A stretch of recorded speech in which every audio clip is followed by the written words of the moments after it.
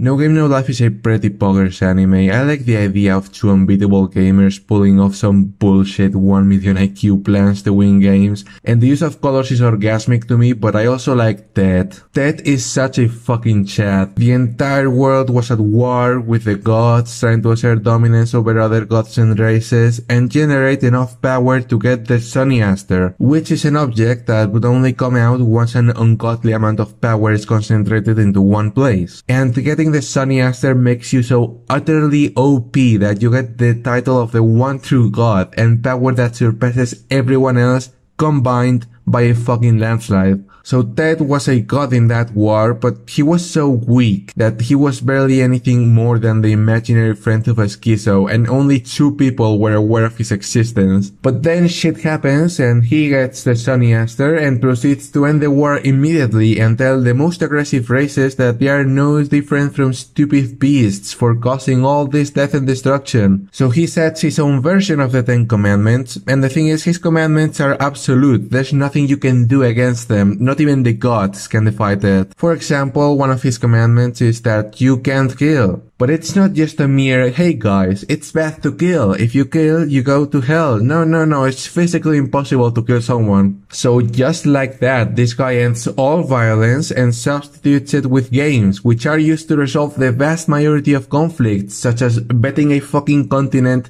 to a coin flip. Ted is the god of games. In Japanese, his name is Teto, and that's hilarious, but you most likely don't have the knowledge, the chishiki to get that joke. So moving on. Ted, being the god of games, ends all violence, substitutes it with games, and watches the world. Now that's a big chat move, but there's more. The world has 16 races, each of them with a race piece that represents them, and they are all in the shape of chess pieces. 16 races gives you enough pieces to make a full side of a chessboard, and once you get all of them by making insane bets against all races and winning, important detail, to unify them, not to destroy them. You get to challenge Ted for the title of the one true god. But everyone is too dumb and focused on dumb shit like surviving, I guess. So he travels to our dimension to get the 2 gamers among gamers, unbeaten in every match of every game they have ever played, and brings them to his world so they can have a shot at unifying the entire world and beating him. But if you're still not convinced that Ted is the most based god ever, you should know that he sometimes disguises himself as another race and plays games with random people. Sure, you have to bet something and he's gonna tear you a new asshole every game,